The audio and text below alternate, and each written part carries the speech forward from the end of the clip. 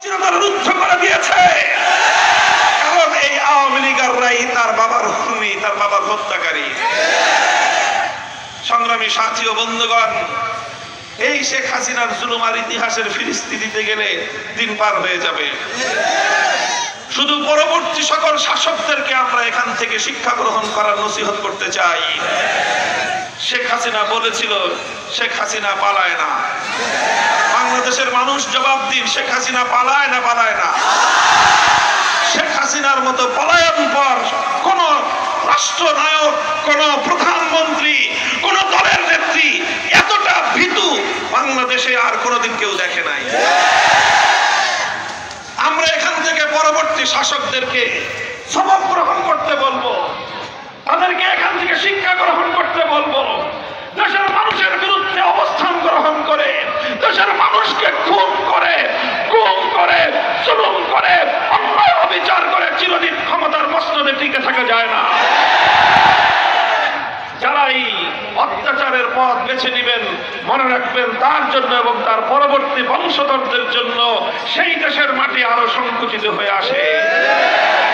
সংগ্রামী সাথী ও বন্ধুগণ, আমরা বলতে চাই, আমরা এই সংগ্রামের শুরু থেকে শেষ পর্যন্ত ছিলাম।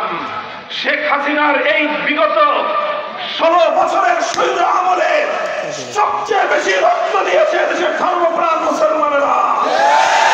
রক্ত দিয়েছে কোরআনের জন্য, রক্ত দিয়েছে আল্লাহর নবীর ইজ্জতের হেফাজতের জন্য, রক্ত দিয়েছে মুসলিম জাতির স্বার্থের কথা বলতে গিয়ে, রক্ত দিয়েছে আল্লামা সাঈদীর অনুসারীরা, রক্ত দিয়েছে আল্লামা আহমদ শফীর অনুসারীরা, রক্ত দিয়েছে আল্লামা জুনায়েদ বাবু নগরী, রক্ত দিয়েছি আমরা, ফাঁসির কাস্টে ঝুলেছে আলেম সমাজ, রক্ত দিয়েছে ইসলামী নেতৃবৃন্দ, বছরের পর বছর কারান্তরীণ থেকেছে আলেম সমাজ। এরপরেই 5ই আগস্ট সংগঠিত হয়েছে।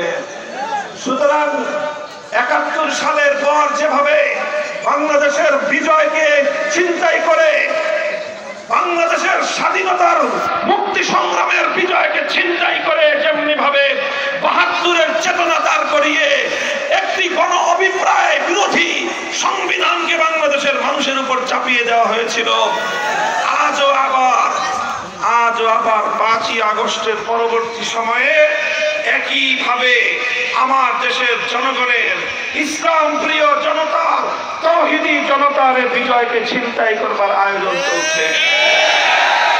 আমরা পরিষ্কার ভাষায় বলতে চাই, এই সংগ্রামের প্রতিটি অংশে আমরা ছিলাম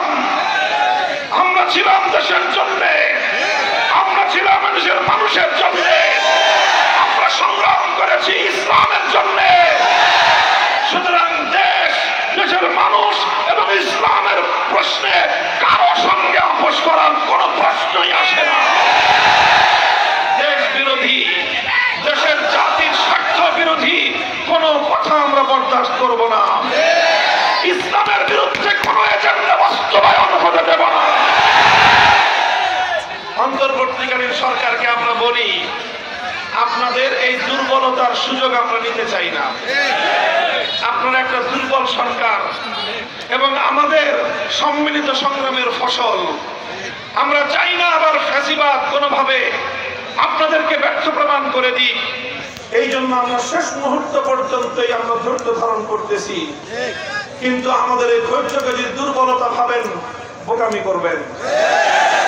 মনে রাখবেন, শিক্ষা ব্যবস্থায় শিক্ষা কমিশন গঠন করে এদেশে সমকামিতা আমদানি করবার যে পায়তারা করছেন, সমকামিতা এনজিওদের এজেন্ডা, বাংলাদেশের রাষ্ট্রের এজেন্ডা হতে পারে না।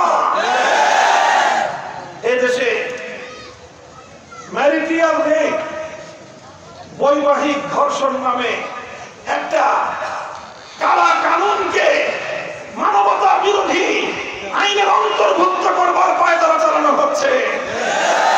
এভাবে ইসলামের শাশ্বত বিধানকে বৃদ্ধাঙ্গুলি দেখিয়ে নতুন করে পাশ্চাত্যের অসভ্য সমাজের প্রতিনিধিত্বকারী কিছু এনজিওদের এজেন্ডা বাস্তবায়ন করার জন্য সরকারের ভিতর থেকে একটি মহল কাজ করছে।